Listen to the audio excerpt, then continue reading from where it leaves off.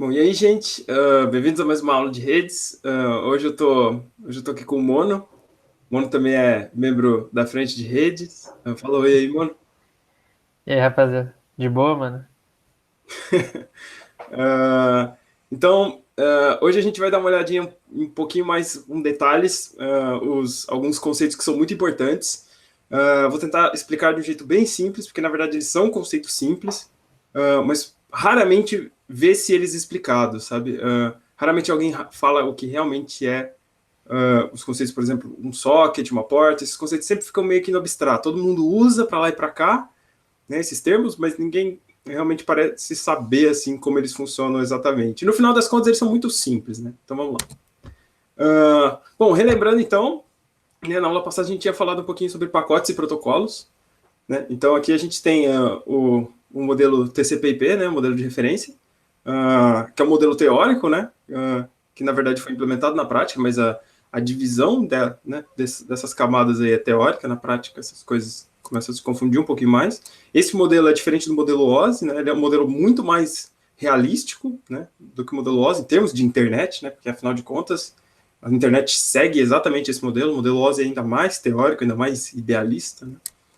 Uh, então, aqui, né, que nem a gente tinha visto nessa camada onde está escrito internet, na verdade, a camada de rede, né? A camada um ali, a vermelhinha, ela está escrito host barra rede, mas isso significa, na verdade, rede em termos físicos, né? Em termos de data link, esse tipo de coisa, né? Em termos de enlace, né, que a gente chama no modelo OSI de camada de enlace. Na camada 2 desse modelo aqui, que está escrito internet, de fato é a camada de rede, né? Então, ali a gente vai ter o quê? A gente vai ter endereçamento, a gente vai ter roteamento de pacotes, ou seja, como que, como que um pacote sai de uma máquina na rede e chega até outra máquina na rede, né? Basicamente é isso. Como é que o host é um computador na rede, como é que ele acha um outro computador nessa rede, né? E aqui na camada logo acima a gente tem a camada de transporte, né? E a camada de transporte, quando a gente está falando do protocolo TCP/IP, é o protocolo TCP, né, da stack TCP/IP. O protocolo TCP é o que de fato cuida da camada de transporte. Então, basicamente, como que você, dado que você conseguiu achar a outra máquina, como é que você acha o processo, né? Então, na verdade, no final das contas, você tem processos que se comunicam uns com os outros, né? E o que o modelo TCP faz é encontrar o outro processo e garantir que a mensagem chega. Ele implementa até algumas checagens, né? Implementa, por exemplo, o checksum, né? O checksum que é basicamente uma conta que você faz com o protocolo. Então, chega o pacote para você, você pega os dados daquele pacote, faz uma conta com esses dados e daí você obtém um número, né? E se esse número for igual ao número que vem no pacote, então significa, poxa, muito provavelmente não houve nenhuma alteração, porque o pacote pode não ser perdido, mas ele pode ser alterado. Então, um dos bits, por alguma razão, durante o caminho foi trocado de 1 para 0, de 0 para 1, que seja, e o pacote está corrompido, né? E então a gente tem essa conta, que é uma hash, né? E basicamente, o que essa conta faz ela nos diz se os dados atuais eles são iguais aos dados que foram enviados, né? Outra coisa, ele é orientado à conexão, ou seja, o protocolo TCP ele estabelece uma conexão, né, entre dois processos, de fato, né?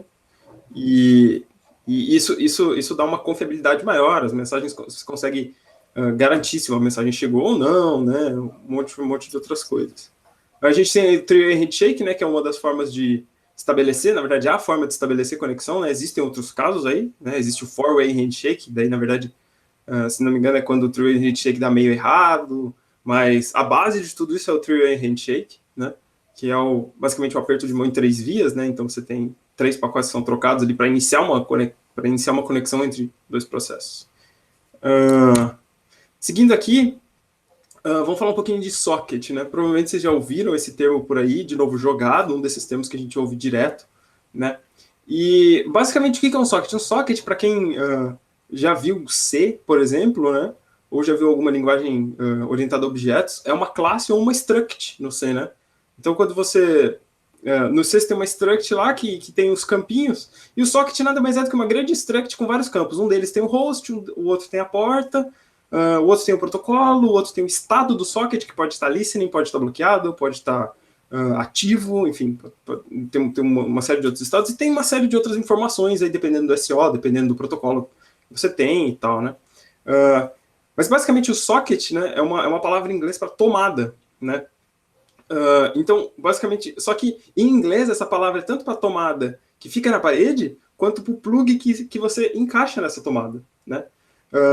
E aqui o socket não é diferente, você tem um socket, que é a tomada, e outro que vem e encaixa.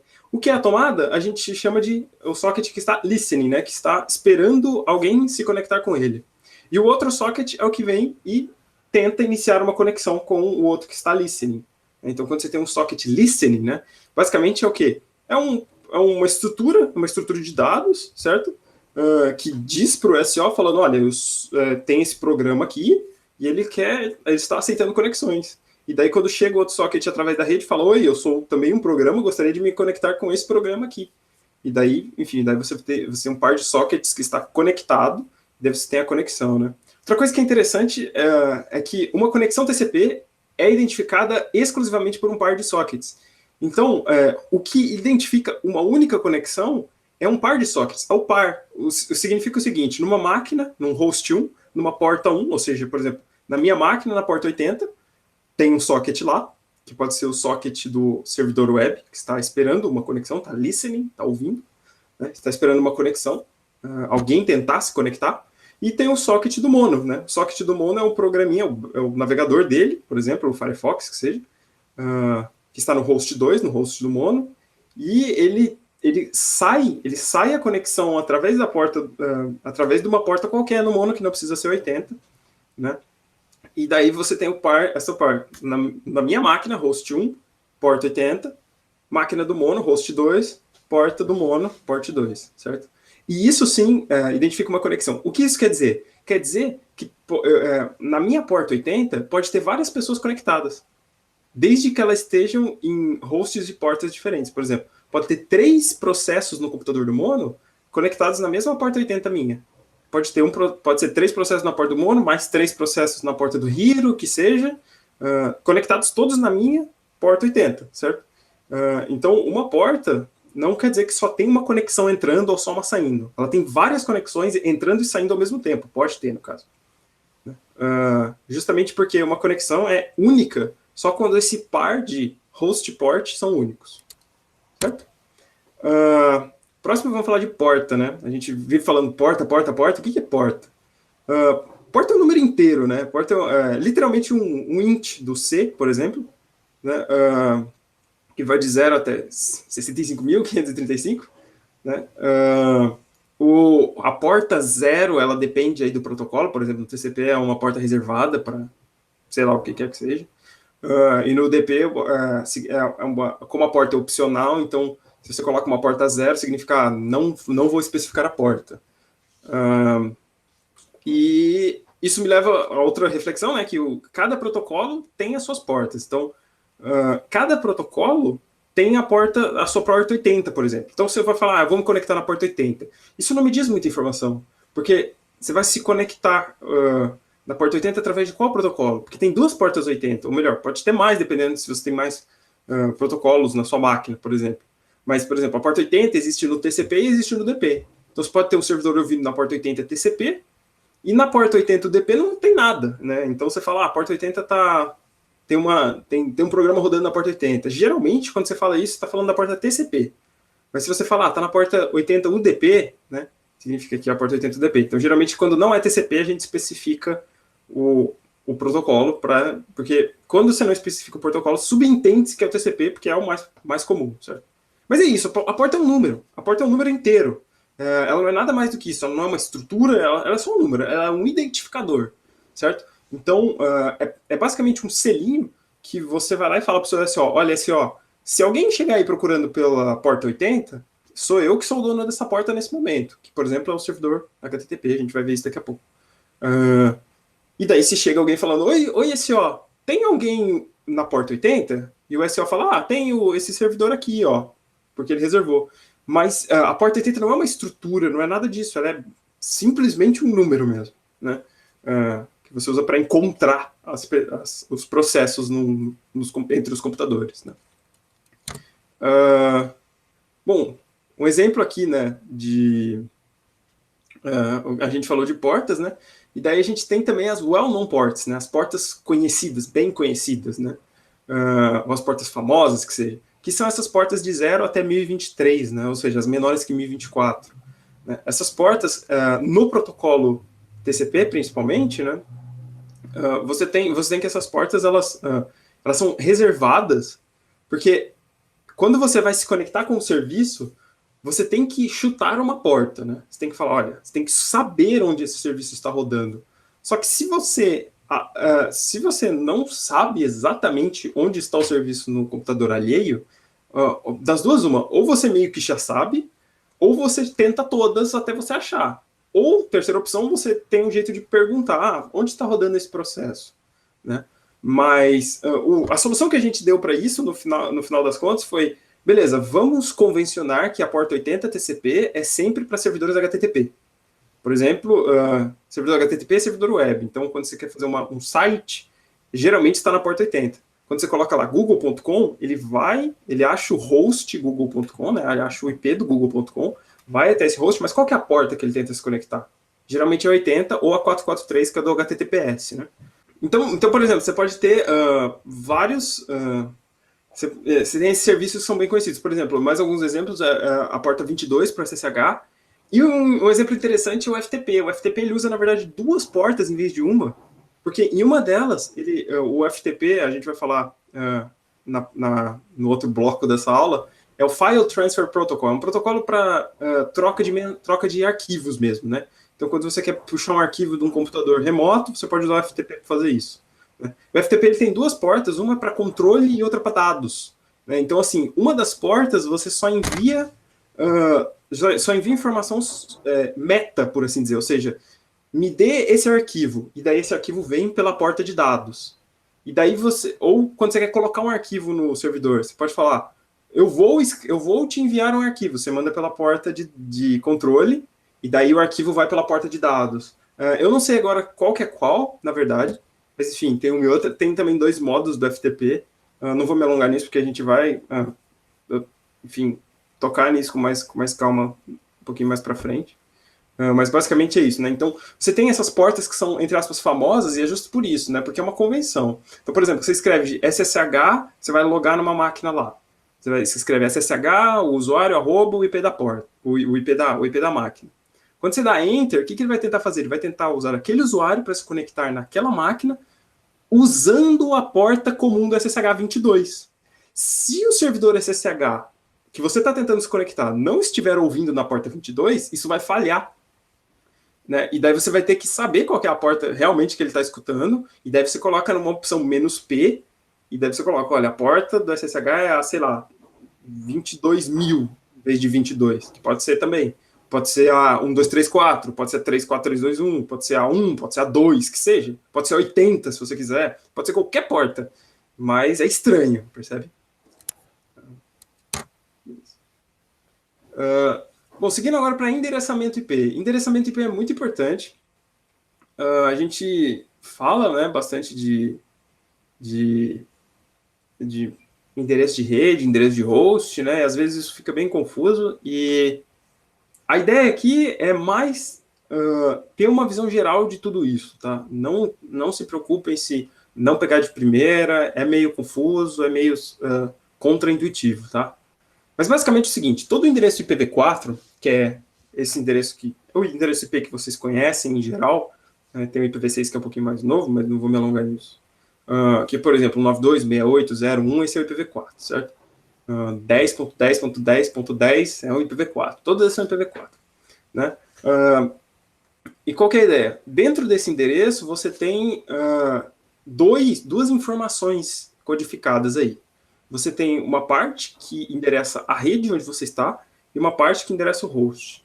Então, por exemplo, se a gente pegar no nosso exemplinho aqui, a gente tem, por exemplo, eu vou, na verdade, fazer o seguinte. Bom, então, você tem esses dois você tem duas informações, né, codificadas no endereço IP, que é a informação qual que é o IP da rede e qual que é o IP do host, né? Então vamos pegar um exemplinho aqui, né? Suponha que você tem esse endereço IP aqui, 192.68.0.1, e você tá escrito esse barra 24 aqui, né? Depois dele. O que esse barra 24 quer dizer, né? A questão, toda a informação de máscaras e subredes está codificada nesse barra 24, né? Que também, esse barra 24, né, essa informação aqui do 24 é a mesma informação que está aqui, né, que é o que a gente chama de fato de máscara de subrede, né, e é a mesma informação que está aqui nessa última linha. Eu vou explicar com mais calma. Então você tem esse IP aqui, o 92.68.0.1, beleza? Esse IP aqui, quando você coloca o barra 24, você está falando o seguinte, olha, os 24 primeiros bits desse endereço, eles significam o endereço da rede. E os últimos, os restantes, significam o endereço de host. Então, o que são esses bits? Bom, cada um desses números aqui, 192 é um deles, o 68 é outro, o 0 é outro, o 1 é outro. Ou seja, cada um dos números entre os pontinhos, que está separado pelos pontinhos, são 8 bits, ou seja, um byte. Né? E é por isso que a gente chama eles de octetos. Né? Então aqui você tem 8 bits, então é um octeto, aqui outro octeto, aqui outro octeto. São 4 octetos no IPv4. Beleza? E você pode perceber o seguinte, aqui quando está 255, são 8 bits setados para 1. Né? Quando você tem 8 bits de 1 seguidos um do outro, em decimal, isso vira 255. Né? E aqui é a mesma coisa, né? Esse octeto vale 255, o terceiro octeto também vale 255. Esse octeto aqui, perceba que todos os bits deles estão 0. Se todos os bits deles estão 0, significa que em decimal vai ser 0. Beleza? Mas o que esses caras aqui têm a ver com o nosso endereço original, né? Significa o seguinte, cada um dos bits que estiver setado para 1, ele vai indicar que aquele bit no endereço original faz parte do endereço da rede. Então aqui, o endereço da rede seria 192.168.0 e aí a gente completa com 0. Então esse é o endereço da rede. O endereço da rede é esse daqui, 192.168.0.0 e a gente tem que dizer que é barra 24. Se a gente não disser barra 24, isso daqui não significa nada. Certo? Porque a gente não sabe quais desses bits aqui estão endereçando rede. Não sabe, porque não tem essa informação. Quando a gente coloca barra 24, a gente está falando, os primeiros 24 bits são para rede. Então, se você contar 8 mais 8 mais 8, são 24, beleza? Então, você está falando os 3 primeiros octetos significam o endereço da rede. Se, por exemplo, esse IP aqui fosse, na verdade, 1, então 92.168.1.1, ele é ele está em uma outra rede. Então, por exemplo, se o meu IP é esse daqui, barra 24, né? Então vamos lá, cruz, então, esse aqui é o meu IP, e o IP do mono, por exemplo, se o IP do mono fosse com 1 em vez de 0 nessa localização, porque é barra 24, ou seja, qualquer coisa que mudar nos 3 primeiros octetos, né, nos primeiros 24 bits, qualquer coisa que muda significa que você está numa rede diferente.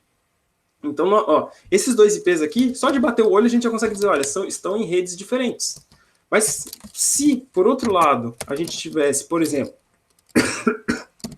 desculpa, se a gente tivesse, por exemplo, o Hero aqui, e o IP dele fosse 192.168.0.2, nesse caso, percebam que os 3 primeiros octetos do Hero, eles são iguais aos meus 3 primeiros octetos, né?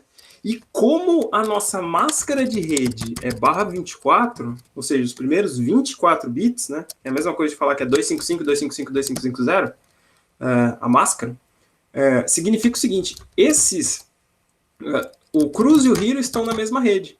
O endereço do cruz é 1 nessa rede, e o endereço do hero é 2 nessa rede, certo? E o IP, ele codifica essas duas informações, né? Isso que é interessante.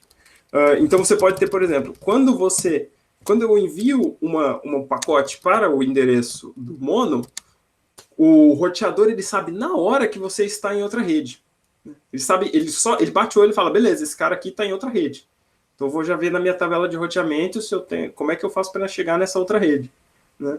Ou se, por exemplo, no contrário, se eu mandar uma mensagem para o Hiro, ele fala, opa, esse cara aqui está na minha rede. Então eu devo conseguir chegar nele de alguma forma. Né? Ele está na mesma rede. Né? Então, basicamente é isso. Se a gente mudasse para, por exemplo, se a gente mudasse para 16, aqui, todos esses, para 16, e aí o que a gente teria? A gente teria que o endereço da rede é esse aqui, ó, 16, e aqui seria igual, né? Agora os dois primeiros octetos, e agora os 16 primeiros bits, esse daqui, na verdade, ó, eles são todos zero, né? E esse cara aqui é zero também. Então, agora, nesse cenário aqui, a gente tem que os 16 primeiros bits endereçam rede, e os restantes, ou seja, os outros 16, percebe que a gente descobre o resto fazendo uma continha, né? Então, você tem 32 bits, né? Então, você vai falar, 16, beleza, 16 de rede, 32 vezes 16 dá 16, então tem os outros 16 de host, né? Essa conta é indireta. Então, agora a gente sabe, olha só, como são só os dois primeiros octetos que são... que endereçam rede, a gente pode falar, olha, beleza, olha, tá vendo aqui o Cruz, o Mono e o Hiro? Os três têm os mesmos dois primeiros octetos, então eles estão todos na mesma rede agora, por causa desse /16. E agora, a gente pode perceber que isso daqui, né, os dois últimos que endereçam host. Então, e por que a gente tem isso? Por que a gente faz isso? Né? Por que a gente não fala, não, sempre os primeiros 16 são para rede, sempre os últimos 16 são para host? Bom, isso serve para dar um pouquinho mais de flexibilidade para a gente na hora de fazer rede. Percebe que quando eu tenho mais bits, eu tenho mais possibilidades, mais combinações de números que eu posso gerar com aqueles bits, né? Então, se eu quero uma rede com mais hosts, o que eu quero? Ou seja, eu quero uma rede que tenha muitas máquinas dentro dela. Bom, beleza, tudo que eu preciso fazer é diminuir esse número aqui. Eu posso diminuir ele para 8, que seja, e agora eu tenho 3 octetos só para endereçar host. Então eu tenho mais combinação para endereçar host. Agora, se eu quero ter mais sub-redes, então eu tenho mais sub-redes, só que as redes são menorzinhas. Então, eu posso fazer aqui, eu posso colocar /24 e pronto, agora eu tenho 3 octetos só para endereçar host, só para endereçar rede, desculpa. E daí, só que agora eu posso endereçar menos hosts, porque eu só tenho um octeto para endereçar host. E ninguém pode ter IP igual ao outro, certo? Isso leva a um outro problema, né? E daí você fala, nossa, mas tem bastante combinação, né? Olha, 2 elevado a 24 redes, 2 elevado a... Enfim, você faz as contas aí, né? Tem um monte de IP por aí. E o fato é que hoje em dia os IPs estão acabando. Na verdade, eles já acabaram, né? E isso gera uma série de outros problemas que a gente vai discutir um pouquinho mais para frente. Beleza? Mas, em termos de endereçamento, perceba que é uma coisa que não é muito difícil, na verdade é bem simples, só que demora para pegar o jeito da coisa, certo? Você vai bater o olho e vai falar, nossa, mas às vezes você vai ficar meio confuso, às vezes esse número aqui não precisa ser múltiplo de 8, podia ser 25, e aí começa a ficar difícil, porque, ou melhor, vou colocar aqui 17. Se fosse 17, por exemplo, essa máscara aqui teria esse 1 aqui, e daí esse 1 é 126, se não me engano, alguma coisa assim. E daí, aí você olha para a máscara de subrede e você fala, nossa, mas 126, como é que é isso em bit? Quantos bits? E essas coisas começam a ficar menos intuitivas, apesar de elas serem muito simples. Quando você coloca no papel, você fala, é só isso, simples. Mas na hora de ver, às vezes confunde um pouco. Mas não se preocupem com isso, é só para ter uma ideia geral, entendeu? Entender que o IP não é mágico, tem 2 coisas ali dentro, beleza. Voltando aqui para a nossa aula, né? Que nem eu falei, a gente tem problemas com o IP. Né? O IP já acabou, né? Existe um limite, são 2 elevado a 32. IPs, na verdade, são menos que isso, porque tem uns IPs que são reservados, tem um bloco que a gente nunca usou e nunca vai usar. Tem uma história engraçada sobre isso, mas não vou contar agora. E, na verdade, eles já acabaram. Os IPs V4 já acabaram. Como que a gente resolveu isso? E foi uma solução que parecia um paliativo e acabou sendo um paliativo muito bom. E a gente conseguiu ganhar um tempo bom com isso. Mas mesmo hoje, assim, essa solução está quebrando. E daí a gente tem que vir com o IPv6. Enfim, isso é uma conversa para outro dia. O que é importante é o seguinte. Hoje em dia a gente tem esse negócio que chama NAT, né, o Network Address Translation. O que eles fizeram? Eles falaram, cara, vamos fazer como se fosse prédio mesmo. Então, por exemplo, dentro do seu prédio, o seu apartamento tem um número, né? É o 34, é o 15, é o 2. E o seu prédio em si tem um número, né? Sei lá, o meu lá em Londrina, né, que é a minha cidade, é o 875 na rua, 875, né? E eu moro no 1201, do apartamento 875, né? Então você tem um número atrás de um número. E aqui é a mesma coisa. Então imagina que na sua casa tem um roteadorzinho lá, né? Que vem do seu provedor, que pode ser a Vivo, pode ser a Claro, pode ser a Oi, sei lá, pode ser a NET. E daí, o que acontece? Esse roteador tem um IP público, roteável, aquele IP que qualquer um no mundo inteiro consegue encontrar, né, em geral. E todo mundo que está atrás dele, ou seja, todo mundo da sua casa, o seu celular, o seu notebook, o seu computador, a sua cafeteira smart que seja, cada um deles vai ter um IP, mas esses IPs não vão ser públicos. Esses IPs vão ser IPs privados, né? Então, eles geralmente são dessa linha aí do 192, 168, né? Então, quando você vê, mas todo lugar que eu vou, meu IP é 192, 168, como é que pode? Não era para ser um IP único para cada pessoa no mundo? Em teoria, sim, mas de novo, acabou os IPs, então a gente tem um paliativo para isso. Então, agora o que a gente tem? A gente tem esses IPs que são locais, né? Os IPs da NAT. Como é que funciona isso? Quando alguém quer falar com o meu computador, por exemplo, imagina que eu e o Hiro estamos no mesmo lugar, e daí nós estamos atrás de uma NAT. Então, a NAT faz o seguinte, olha, se chegar uma comunicação na porta 3000, é para o Gabriel, é para o Cruz. Se chegar uma conexão na 3002, é para o Hiro. Então, chega na mesma máquina, só que dependendo da porta que chega, ela é redirecionada para um IP interno diferente. Isso, claro, tem um problema, porque você limita o número de máquinas dentro da NAT ao número de portas, né? Ou melhor, você pode ter, por exemplo, uma máquina, que a minha máquina ela está rodando, sei lá, ela precisa de quatro conexões. Então eu já estou usando 4 portas do roteadorzinho, né? O Mono está usando mais 2, o Hiro está usando mais 3, e isso vai criando problemas. Mas isso é muito bom para economizar os IPs públicos, né? Porque agora você tem, por exemplo, você tem umas 15 máquinas dentro da minha casa que estão usando só um IP público, que é o IP do roteador, né? Então, para quem está fora da minha casa, é como se todo aquele tráfego tivesse vindo da mesma máquina, né?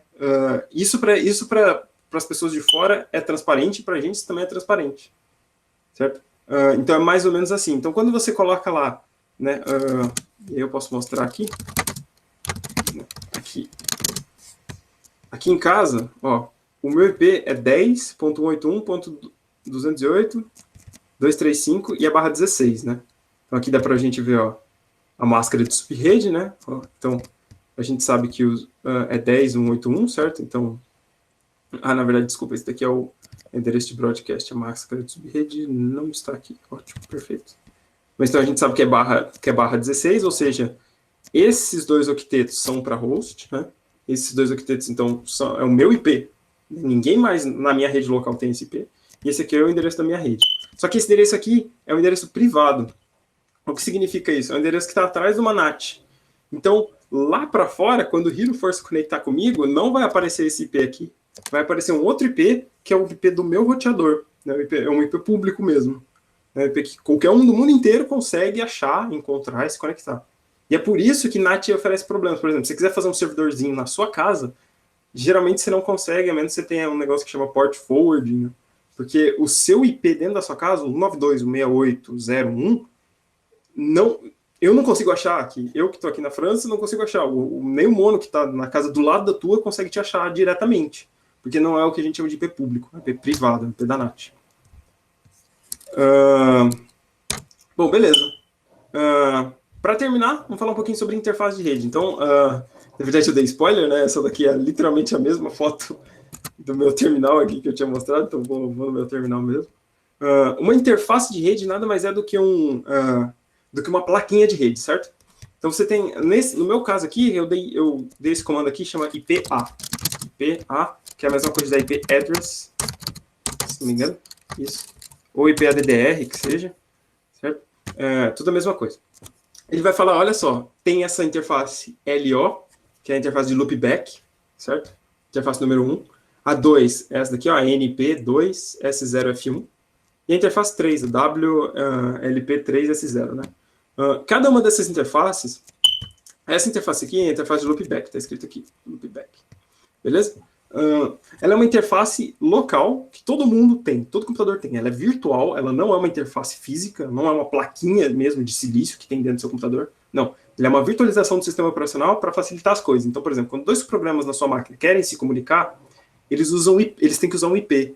E esse IP é meio que o IP da sua própria máquina, que é essa aqui, ó, é o 127.0.0.1, é /8, inclusive. E esse IP aqui, basicamente, toda máquina tem esse. Então, se você colocar ping esse IP, esse ping sempre vai responder, a menos que você configurou a sua própria máquina para não responder ping. Mas o que ele vai fazer é tentar pingar você mesmo. Né? Isso daqui é o equivalente a escrever localhost, por exemplo.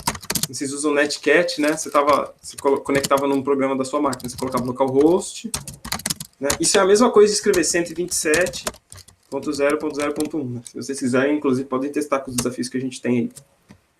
A interface 2 aqui, aí é individual do meu caso, né? No meu caso, eu tô num notebook, esse notebook ele tem uma plaquinha de silício mesmo lá dentro, um módulozinho, que dá para plugar um cabo de rede, né? Um cabo Ethernet, e é essa daqui.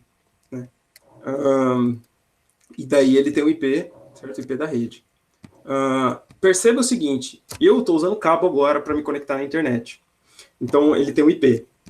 Mas essa daqui é a minha placa wireless. Né? Então a maioria dos notebooks hoje ele vem com esses dois, vem com a Ethernet e a wireless. Né? Você pode plugar um cabo, você pode se conectar numa rede Wi-Fi, ou você pode fazer os dois, enfim. E basicamente, então, eu tenho essa interface virtual aqui, eu tenho essa interface física e essa interface também física, certo?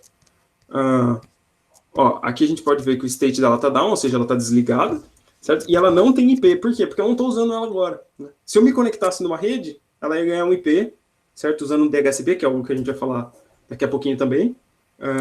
E basicamente é isso, né? Então eu tenho essas três interfaces, eu consigo ver, olha, aqui tem o MAC address delas, né? O endereço MAC. O IP, aqui, essa daqui tem o IPv6 também, né? Então o IPv6 ele é um pouquinho diferente do IPv4. Essa daqui tem o IPv6 um pouco diferente. Se vocês quiserem saber mais, vocês podem me chamar no privado, eu explico um pouquinho do que eu sei sobre IP. IPv6, no caso.